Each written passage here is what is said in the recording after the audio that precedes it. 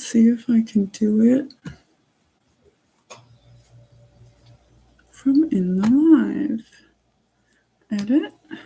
Let's see. Oh, let me add my products. What's even the haps?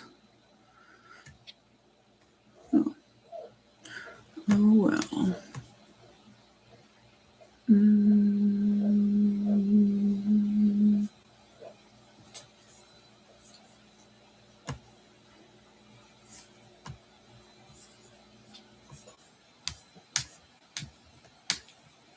Oh well, books in the shop.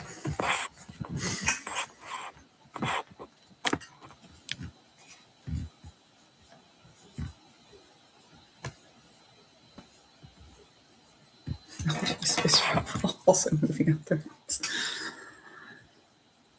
How many copies have we sold? I mean, more than 2,500.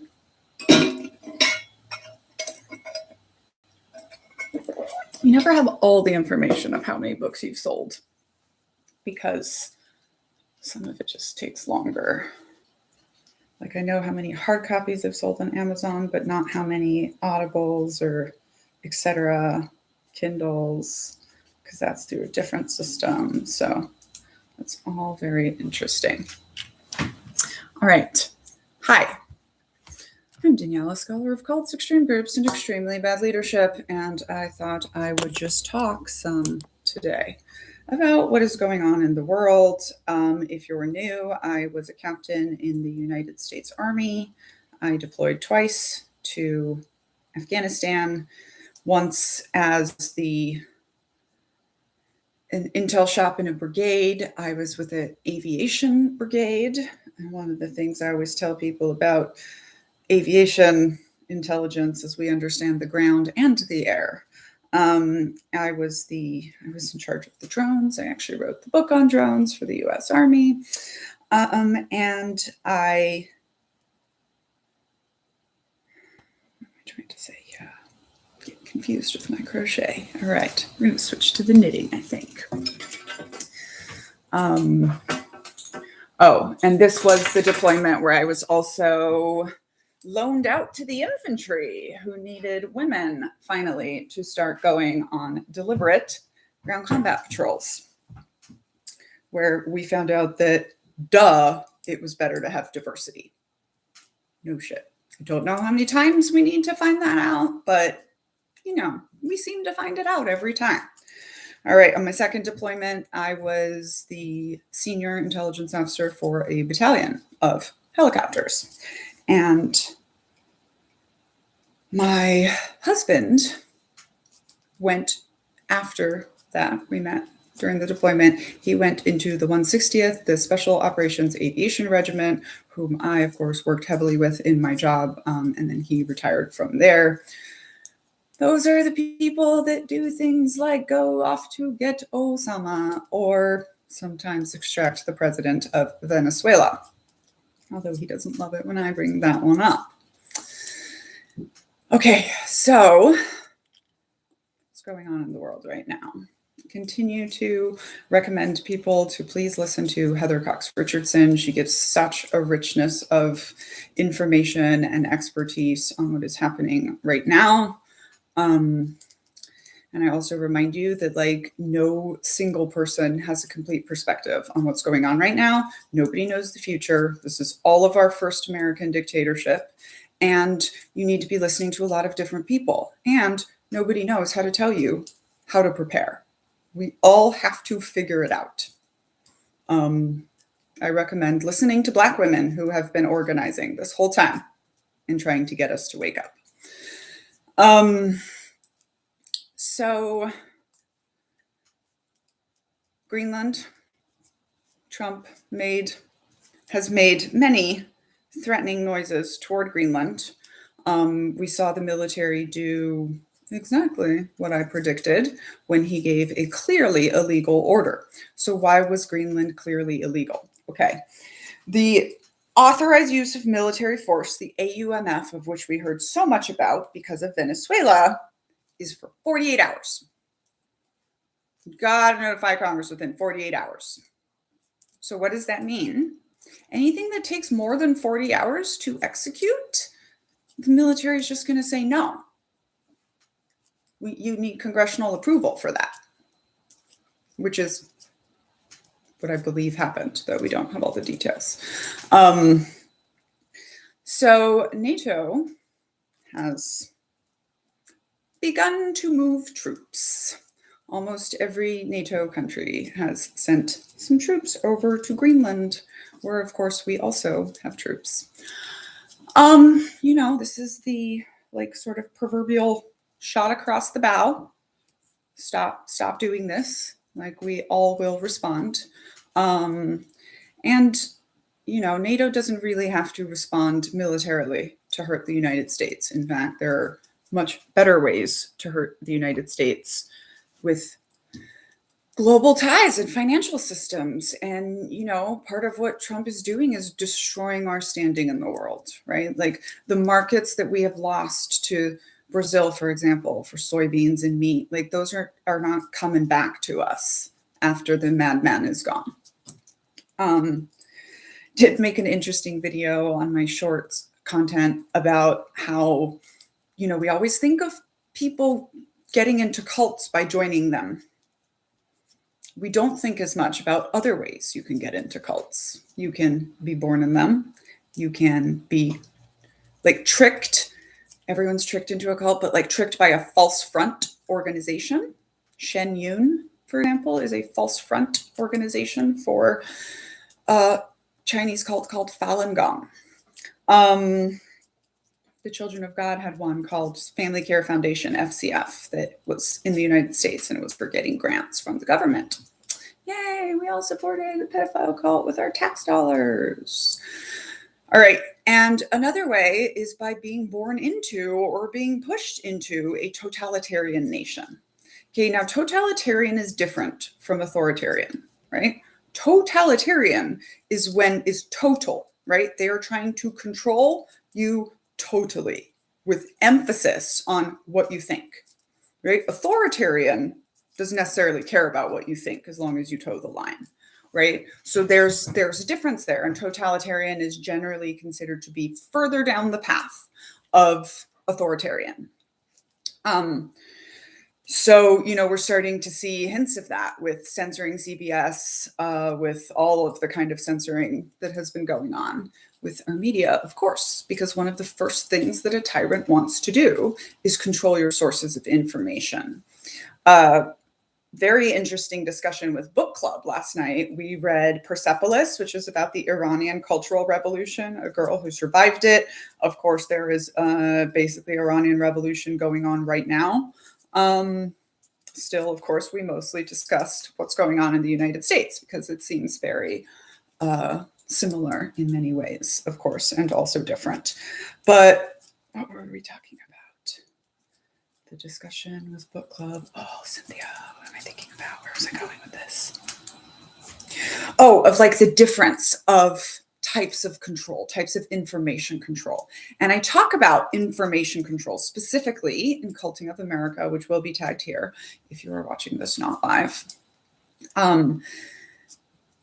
Because information control is very important, right? So in the Children of God, for example, right, we had total information control. You were not allowed to listen to or read anything created outside the group other than the Bible, right?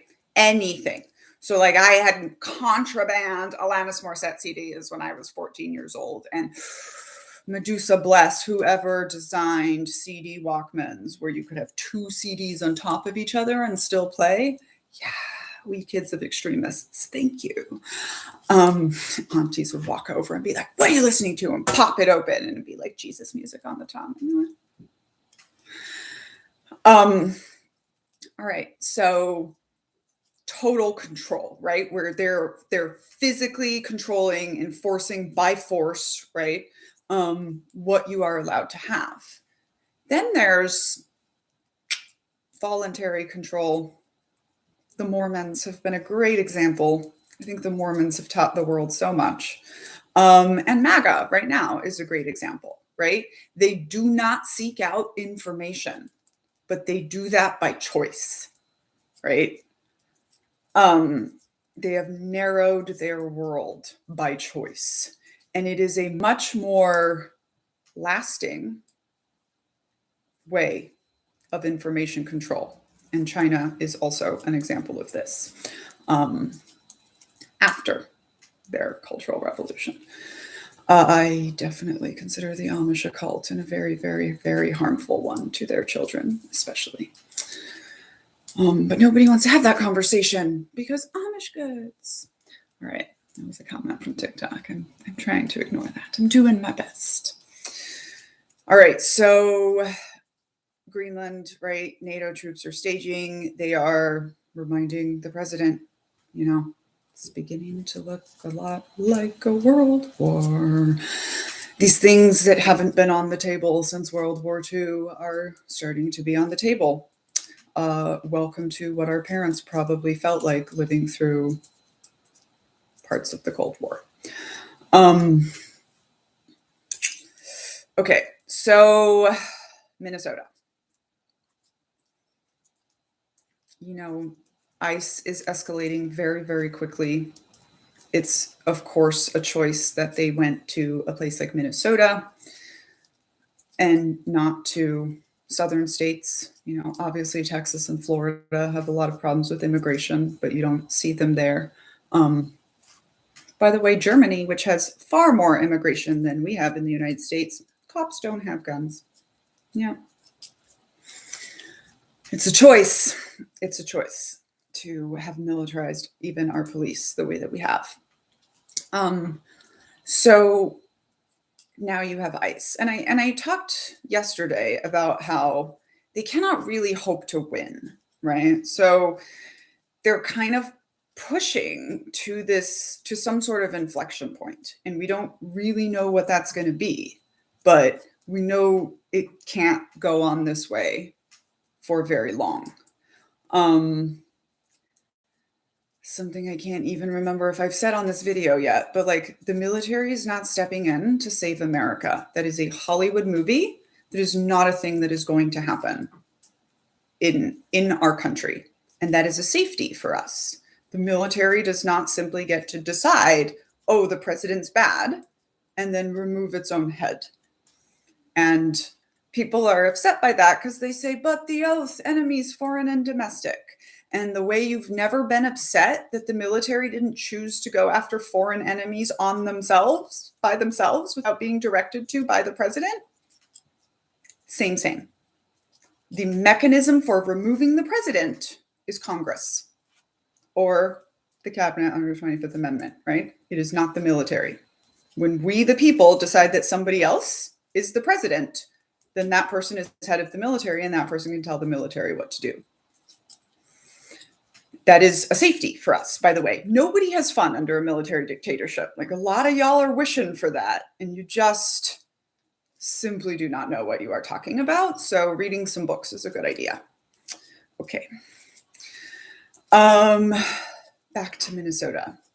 I very strongly disagree with Governor Walz talking about martial law. As a sergeant major in even the National Guard, he understands that America cannot be held by force. There is we played yesterday in yesterday's live, you can go watch it, a veteran talking about how he was part of the war games that the Army designs to test this, right? And by the way, in the United States military, we do not take on a conflict. We are not likely to win 3-1. We have to outnumber you 3-1, essentially, to take on a fight. Per doctrine. There's a famous saying, I believe from the Germans, but the reason that the Americans are just so damn hard to beat is because they don't follow their own doctrine. But that's also a German misunderstanding of American military doctrine, because the German cannot possibly imagine pushing down decision points to the lowest point. I mean, we stole this from the Germans, but it's called Auftragstaktik, mission command, the new way of doing military command since World War II. And we did steal it from the Germans, but we adapted it and made it much more American.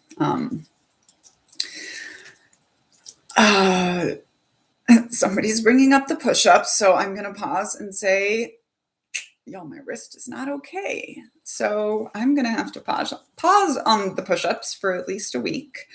You do not have to do so. So I will keep reminding y'all to do your push-ups. Yeah. One of my weaknesses is my wrist. Also, my fractured spine has been giving me some pain. Okay. The fun holdovers of being in the military. So I have a question here about how you prepare for martial law. You prepare for martial law, first of all, by defining what are you talking about? What are you afraid of? The United States military cannot be held by force. We cannot be controlled by force. The borders cannot be sealed. There's no way to police the roads and the train lines at the same time. It cannot be done.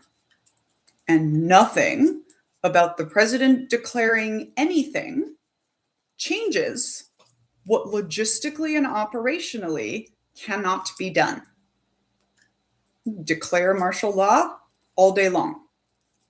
It means nothing.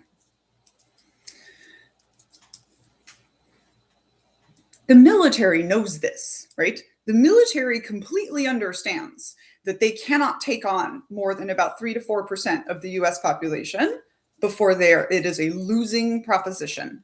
And every time I try to educate people this about martial law, people whose jobs have never been operations planning for the military tell me I'm wrong and that he can at least try. So I would really, really, really like you all to listen to me when I say you cannot try a military plan that you cannot make. If we cannot make a plan for a successful outcome, we don't do that mission. Okay? Thank you. Also, asymmetric warfare. The American military understands very well that they lose guerrilla fights, insurgent fights. We do not win. And we have 15 to 18 million veterans who also understand that very well. And while y'all are here being super afraid of the United States military, we taught them their jobs. Yeah. My little lieutenants are the brigade and battalion intelligence officers now.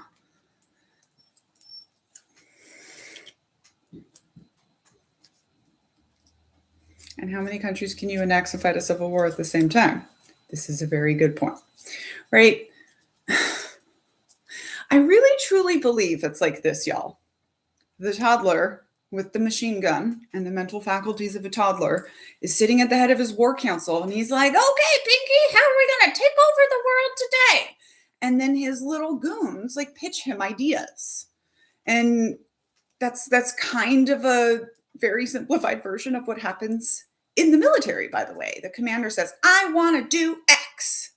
And then the captains, like me and the operations captains, go off and come up with COAs, courses of action. And then they pick one, and then we all fall in on that one and make it so. And then I get to tell everyone how they might die. I was paid to be the devil's advocate. It was great fun. Especially at the end when I just didn't care anymore and I would just walk away and be like, fine, go fly in the Tangi Valley. You're all going to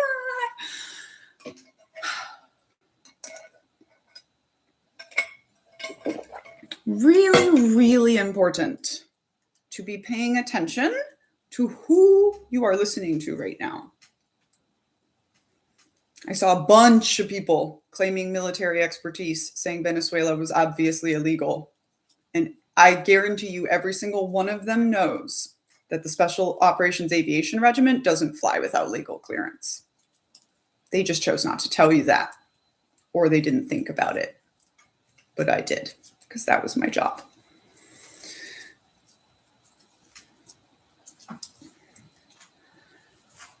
So the courts have already told Trump he cannot use the Insurrection Act, and they are unlikely to change that because it is very obvious to everybody that he is instigating, right?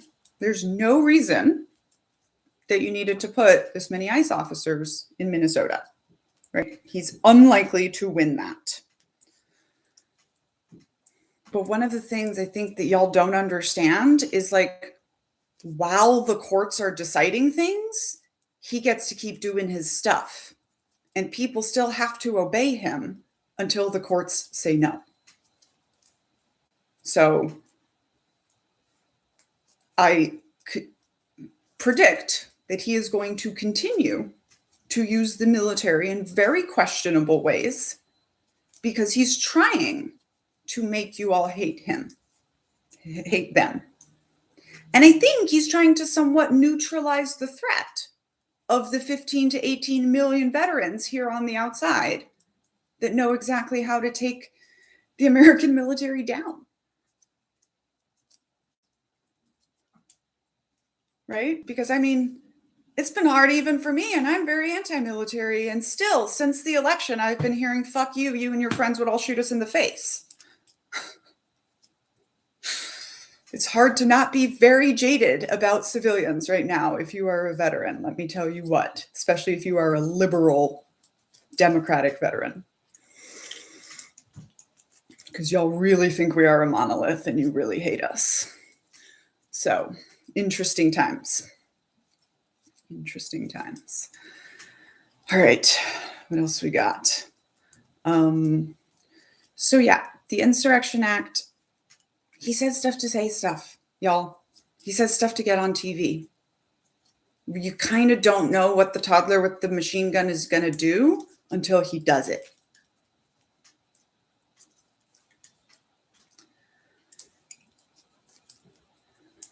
So, yeah, well, someone said me and Tad Stormer, History of Resistance, are saying different things. And when I told you, nobody has the complete picture on it. I have a lot more military experience than he does. That's why I speak about the military and not resistance history. Yeah, every expert in their lane. There's not a single person that can predict what's going to happen right now. We need his book so bad. I really hope he's just sitting there and working on it and continuing to help us with his videos. But yeah, I have more military experience in one of my ovaries than he has. And so I understand the military. Yeah, if he says things different than me about the military, you have to choose who you're going to listen to.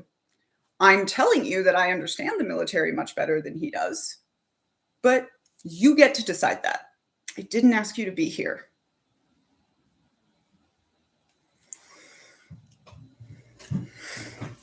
Okay, try to go back to my crochet that I have to work on. And then in a little bit, we're probably going to read my Cowboy Soldier Cop stuff that I'm working on for the next book. Yeah, it's the same as when y'all say things like, oh, why does Jolly have a different opinion? Why did these other people? We had different jobs. We had different perspectives. My husband was in the military for 20 years. I was in the military for 6.5 years. He'll still tell you that I'm the expert on my stuff, right? He doesn't understand the military or strategy better than I do, because that was my job, not his job.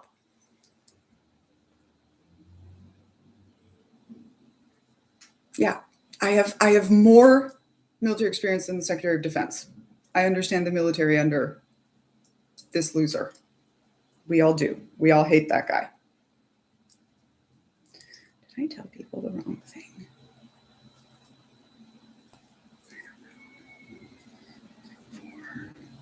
No, I said the right thing. Okay. All right.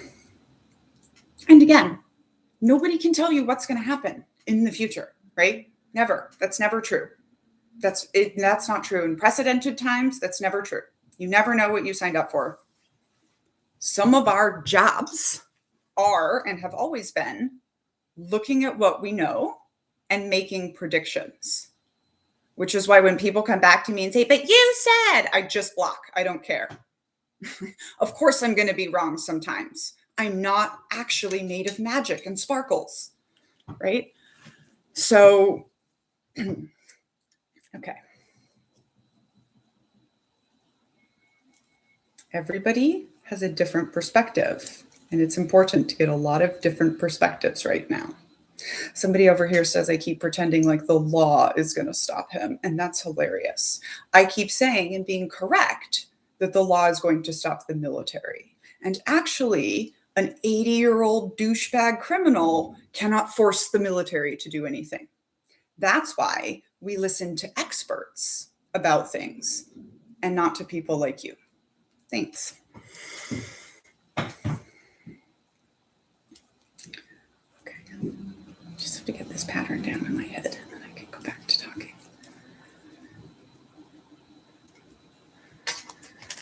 All right. Now I'm going to pull up. Y'all just you really, really, really, I think, spend some time sitting with the fact that, ask yourselves why you think you understand a closed and removed thing like the military if you've never been in it. You should feel very confused about the military right now if you're a civilian. You should not feel confident about one goddamn thing. And yet the amount of y'all that told me Venezuela was obviously illegal when I sleep and wake up every day next to a man who did those missions, and I worked closely with that unit in my job. If you're a civilian feeling confident about the military right now, you're probably wrong. And if you're yelling at me, I'm not going to answer you. Okay, we are going to read. That's what we are going to do now. All right, I have a new project. It's called An All-American Fascism.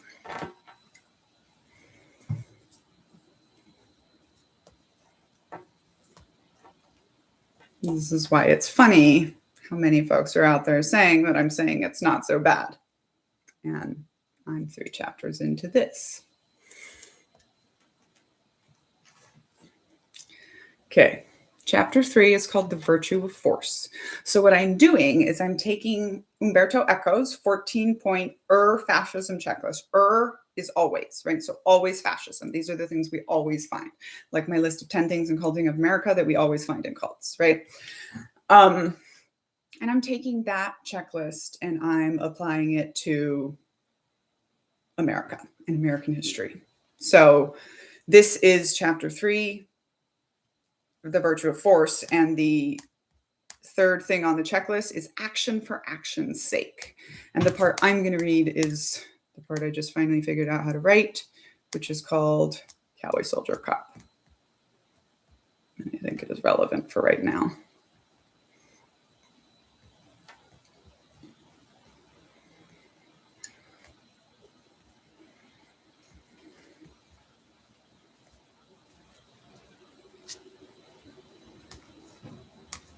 Which comes right after the lynching section. So, it's quite heavy. Hang on, folks. Oh no, I can do it from here. I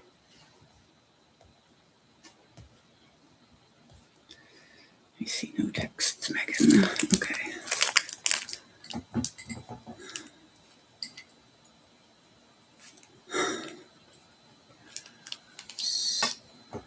I'll do it now.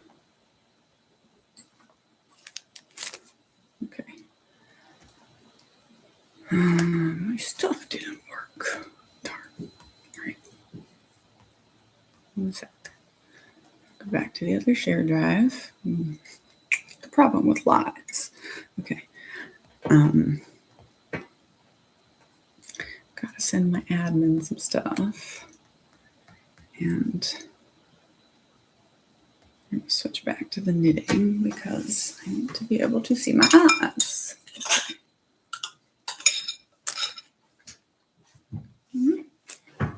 Go get more yarn.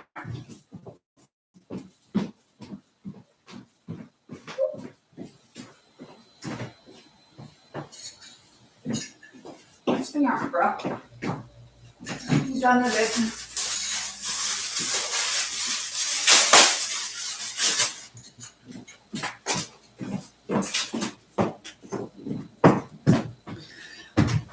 Okay.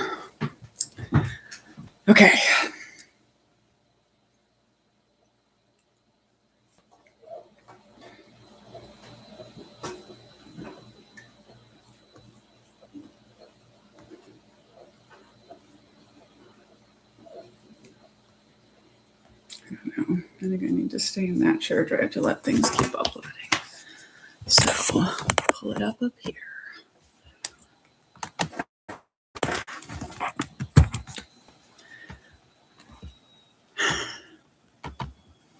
Oh, I wonder if TikTok is going to get mad at me for language in here.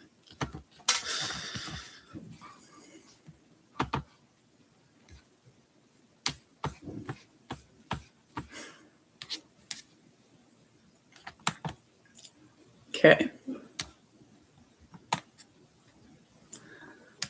Do the live stream on half the screen. I'm not going to be looking at questions very much. I know you don't like this section, Brian. The Republican dog doesn't really like my new book. He does not approve. Okay. Cowboy to cop. Action becomes professional. The cowboy enters American history not as a person, but as a solution. He appears when American violence outgrows towns. Early punishment is communal and public. Sermons, stocks, mobs, witnesses. Violence happens in daylight and carries shared responsibility. But as the nation expands westward, those rituals become impractical. Distance stretches authority thin. Institutions lag behind ambition. Someone has to decide what order looks like when no court is nearby and no community wants to own the outcome. The cowboy solves that problem. He acts alone without appearing lawless. He uses violence without appearing cruel. He decides quickly without asking permission. In the stories, he does not represent impulse. He represents the community's will compressed into a single body. He does not deliberate because deliberation looks dangerous. He does not negotiate because negotiation introduces uncertainty. He restores order the way Americans are learning to prefer, through action. Action for action's sake. As Slotkin in Regeneration Through Violence demonstrates, frontier mythology recodes violence as a redemptive act, capable of restoring both individual and national order. Slotkin explains that the myth grants the frontier hero the authority to act violently on behalf of society without the mediation of institutions. Violence stops signaling failure and starts signaling resolve. The gunfight replaces the town meeting. The draw replaces the debate. Responsibility narrows. Moral weight shifts away from outcomes and onto decisiveness itself.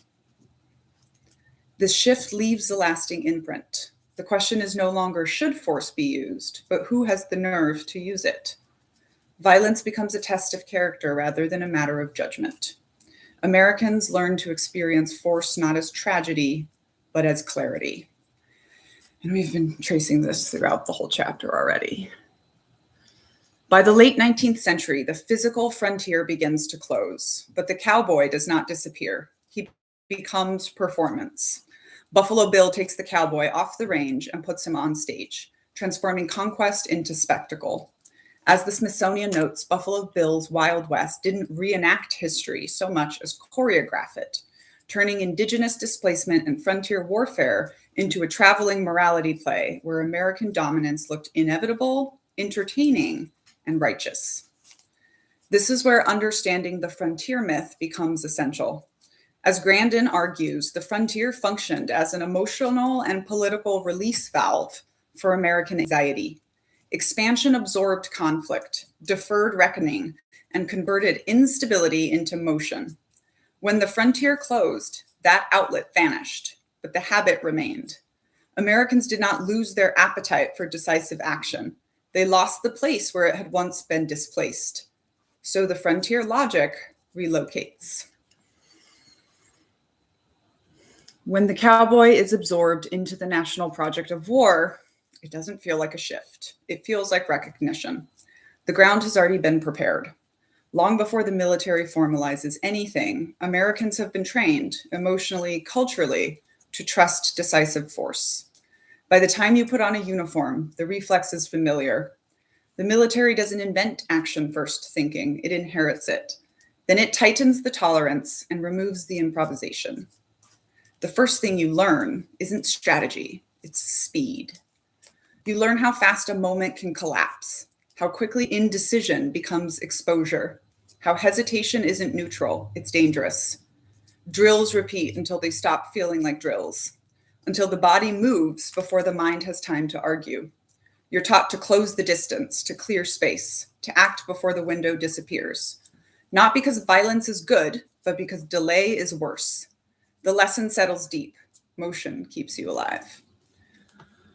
Over time, decisiveness stops feeling tactical and starts feeling moral. Speed becomes discipline. Discipline becomes virtue. Waiting starts to feel like a failure of character. The structure does the rest. Ranks, uniforms, procedures. They don't restrain violence, they steady it. They make it reliable, repeatable, scalable. What was once personal judgment becomes institutional obedience. What was once myth gets written into doctrine. You're no longer deciding whether force is justified. You're executing a task that has already been justified for you. Language smooths the edges. You don't kill someone, you neutralize a threat. You don't invade a home, you clear a structure. Resistance isn't a human response, it's something to be suppressed. These words matter. They drain the moment of ethical weight and replace it with function. Harm doesn't happen. Objectives are met.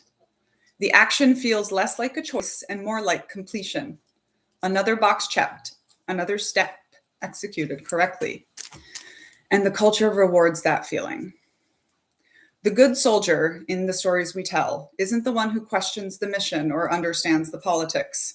It's the one who moves when told, quickly, cleanly, without hesitation.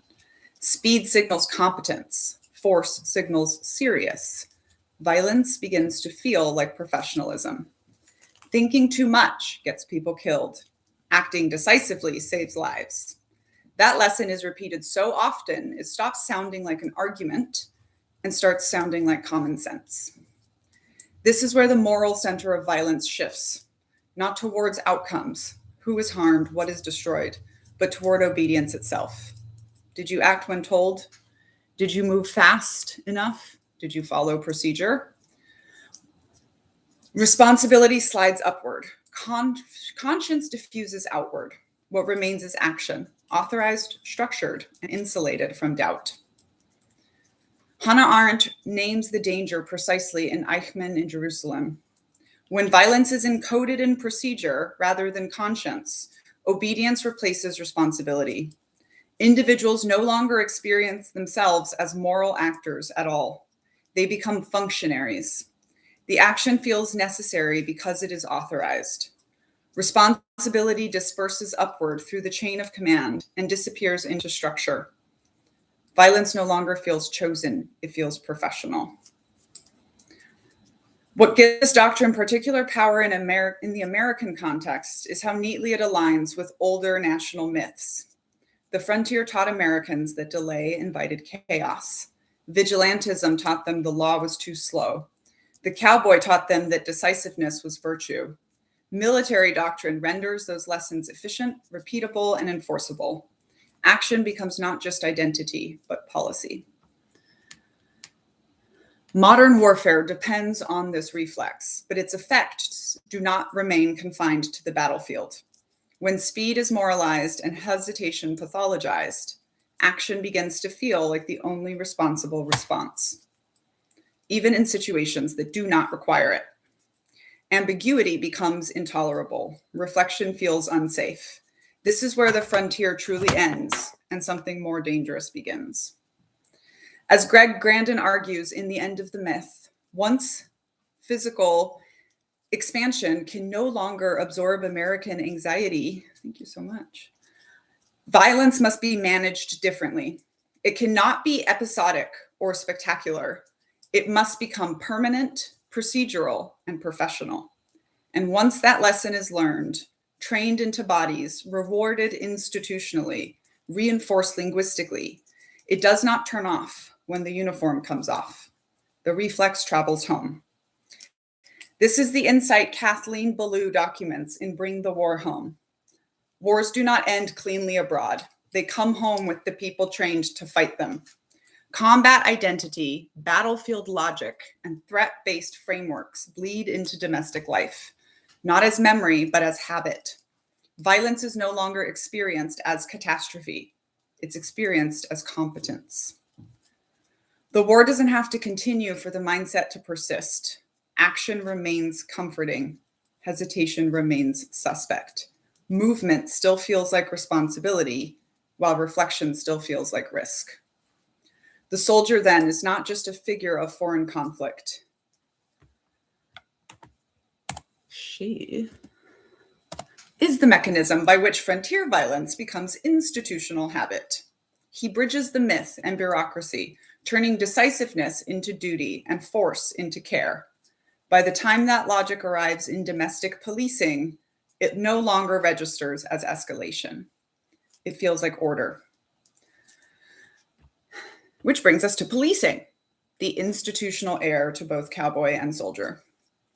Modern American policing does not emerge from neutral concern for public safety. It grows out of slave patrols, strike-breaking forces, and vigilante committees designed to enforce hierarchy and protect property. Early police institutions weren't built to safeguard equal rights. They were built to preserve order as defined by those already in power. That origin matters because it shapes what policing learns to value. Over time, police absorbed the frontier's emphasis on confrontation and the soldier's emphasis on obedience. Force is framed as readiness. Compliance is framed as safety. Communities are approached less as places to be protected than as spaces to be controlled. As Radley Balco documents in The Rise of the Warrior Cop, American policing increasingly adopts military tactics, language, and mindset, treating neighborhoods as potential battlefields and civilians as potential threats. This isn't mission drift, it's inheritance. When policing borrows its posture from war, escalation starts to feel like professionalism. Armor feels prudent, aggression feels prepared, and restraint, once again, starts to look naive. This inheritance does not land evenly. From the beginning, policing in the United States develops along racial lines. In the South, slave patrols criminalized Black movement itself. After emancipation, Black codes and vagrancy laws funnel Black Americans into convict leasing and forced labor systems that replicate slavery under a new name. Police become the front line of racial control, turning hierarchy into routine procedure. Arrest does not require danger. It requires non-compliance with a racial order. This logic is later formalized and rationalized. As Khalil Gibran Muhammad shows in The Condemnation of Blackness, modern crime policy grows out of the statistical invention of Black criminality. Policing does not merely respond to crime. It produces a narrative in which Blackness itself becomes risk. Suspicion is baked into the definition of public safety. Numbers replace prejudice, but the conclusion stays the same. During the civil rights era, this logic became visible rather than hidden. Police dogs, batons, and fire hoses aimed at Black children and ministers are not deviations from American order. They are its defense. Law enforcement casts itself as the last barrier between law and order and chaos.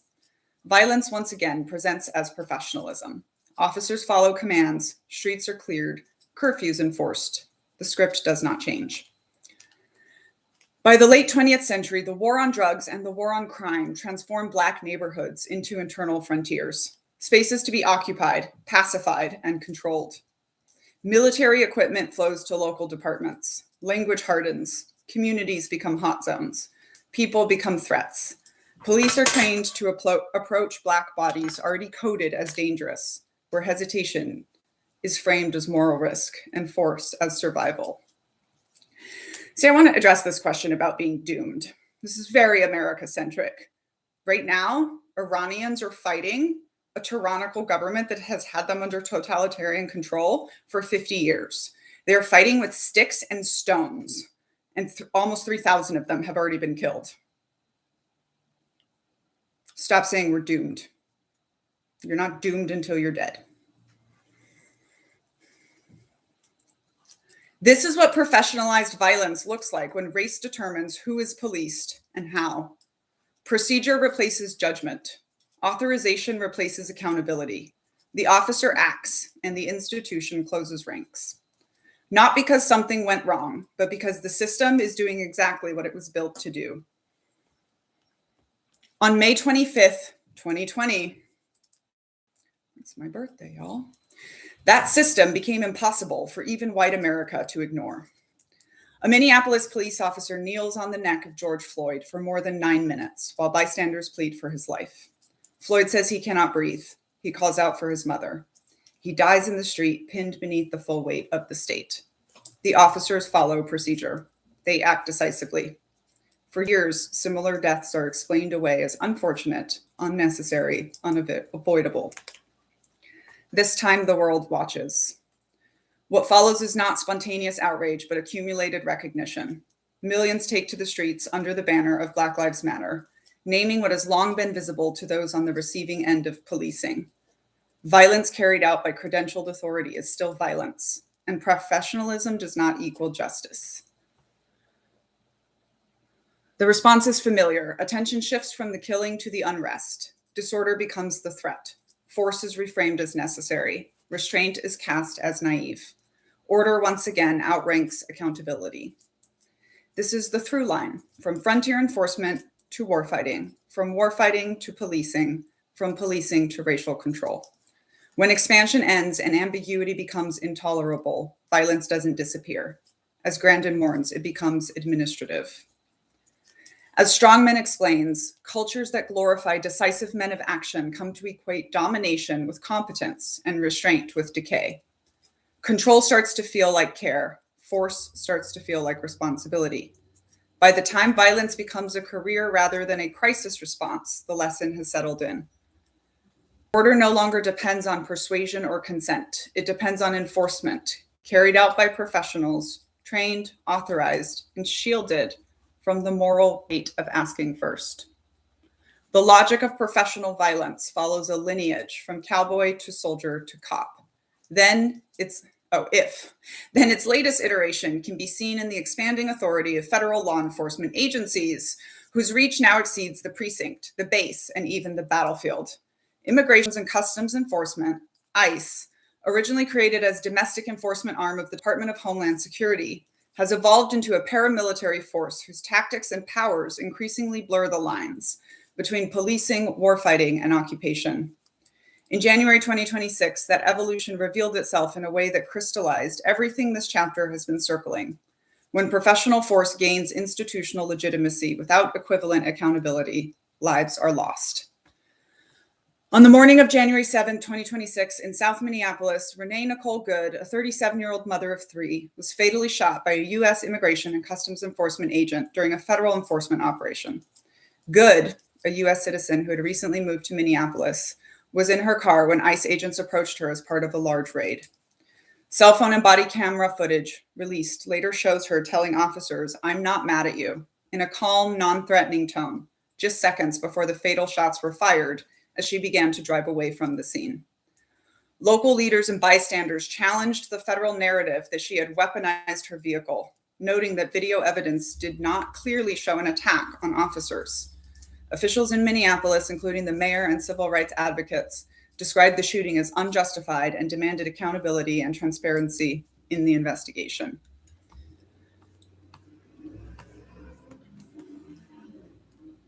The ICE agent involved, identified in public records as Jonathan Ross, is a veteran federal officer with decades of combined military and law enforcement experience, including service in the National Guard and the U.S. Border Patrol, before joining ICE's enforcement and removal operations. Supporters of the agent, including federal officials, defended his actions by pointing to prior encounters in which he was injured during law enforcement operations. Critics, however, questioned whether the use of deadly force was consistent with accepted standards. noting that experts have described the decision to shoot Good's vehicle as contrary to basic use of force statistics. Shooting a car is not generally how you stop it. The killing instantly sparked protests in Minneapolis and nationwide, with activists, neighbors, and elected officials demanding that ICE's presence in the city end and that the agency's use of force policies be re-examined. Tens of thousands of people rallied under slogans calling for justice for Good, framing her death not as an isolated tragedy, but as part of a pattern of escalating federal enforcement tactics that treat civilians as threats rather than as people. The incident also exposed the insularity and limited oversight that govern ICE's use of force. There's all these hyperlinks in here to like the news stories. Federal agencies generally receive less scrutiny than police departments, and federal investigations of agent-involved shootings tend to be opaque, with questions about whether state or local investigators can participate meaningfully.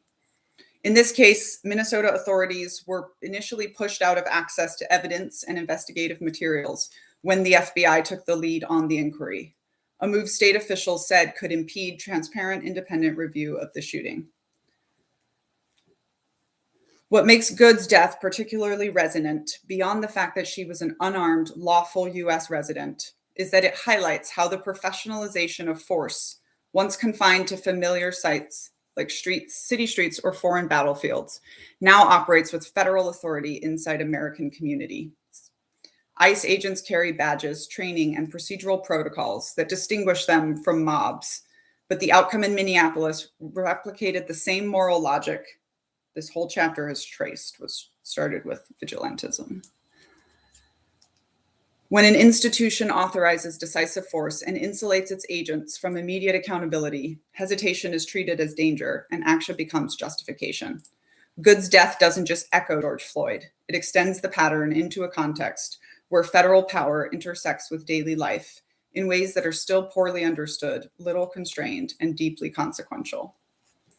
In Minneapolis, a mother was killed, not because she belonged to a mob or because she represented insurgency, or even because she posed an immediate threat, but because the authority of enforcement, long professionalized and legitimized, gave an individual the right to decide what constitutes danger in a split second. Institutional legitimacy was not enough to prevent a fatal encounter. In the end, the logic that made cowboys and soldiers and cops feel virtuous in decisive acts of force made it possible to treat a car, a plea that began with "I'm not mad at you," and a human life as something to be managed rather than protected.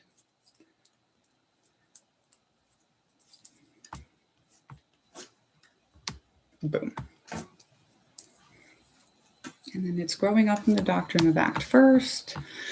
My life apocalypticizing when the end of the world starts feeling like a plan. We've already read that to y'all. And the logic of cleansing, which I still have to rewrite.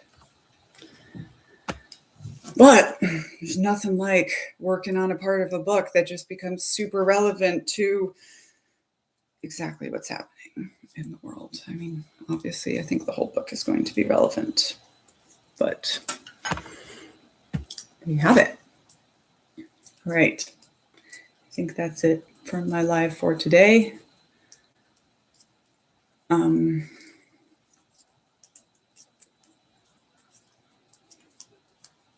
The last thing I want to talk about is like the cognitive dissonance of being in the country on this march toward dictatorship right now.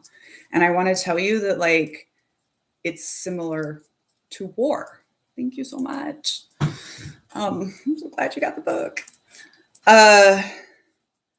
When you're at war, it is periods of insanely intense violence and horror and craziness, followed by huge periods of what we would call boredom, except we don't like to do that because it jinxes things, right? And there's that's what makes it hard to get through like a year of deployment, you know, and you have to do things like go to your bunk and watch movie marathons or go salsa dance in the quad with other soldiers Meanwhile, you're like hearing shooting, dodging rockets, and then periods of just normality, right? So even in war, people say things like, time for conversations is over. I'm like, yo, there's a lot of conversating that happens at war, okay? You know, even in a hot war, there's still the cognitive dissonance of trying to do normal things while also fighting to survive. And it's one of those things to deal with. It's a really good time to start organizing. I'm going to tell y'all once again about the Knit-In. We are hosting an Angry Knit-In in DC on March 8th, International Women's Day. We are going to have, well, Amanda Nelson come speak from Amanda Smile Takes. She's going to give us a history of resistance. We are raising funds to host a good event. We are focusing the event itself on education and getting civically involved and promoting organizations that are out here doing the work and ways that people can get involved. We have a really good resource. The link will be here in the notes for our tight-knit community, where we have a great group of volunteers keeping it full of what you can do, how you can interact, how you can get involved. We have 2 fundraisers. We have a Better World fundraiser. That's how you get your free tickets if you want to attend the event in person, because we need to have a count. You can also choose to donate there. We are also selling these super cute stickers. I'm going to have the samples tomorrow, I think, but they're already in the shop. There's 2 stickers. One is a frog knitting and it says "Not Today Fascism." And the other one also says "Not Today Fascism." And you can get as many of those as you want to help with our fundraiser. We are raising funds for the event, right? We have to like pay a hotel and a space and all that. We are integrating with some craftivism communities in Baltimore and DC to give out the stuff, even our giant tapestry that we make, "Not Today Fascism," and then walk down to Capitol Hill. We're going to be able to split that up into blankets and give it to people who are housing insecure. And we're trying to build this like link to community that keeps going. We have a Discord chat that's getting up and running and people seem to be loving it. So if you would like to join, this is what we are doing. We're also going to have a cool raffle at the book party next Tuesday as a fundraiser for the Knit-In. So you will hear me talking about this all the time. I remind you, nobody can really tell you what to do, and there's not one answer that is going to end this. We are at the end of a 40 to 50 year push to break America in this way. It is going to take all of us getting involved and figuring out. A lesson that we learned from the Brazilian military dictatorship of the 60s through the 80s is that local politicians and individuals doing local things is what breaks a dictatorship. Thank y'all for being here. Don't let the bad guys get you down. And if they do 26 push-ups unless you're injured like me, and get back up. Have a day. Stickers in the shop. I don't know how to turn it off.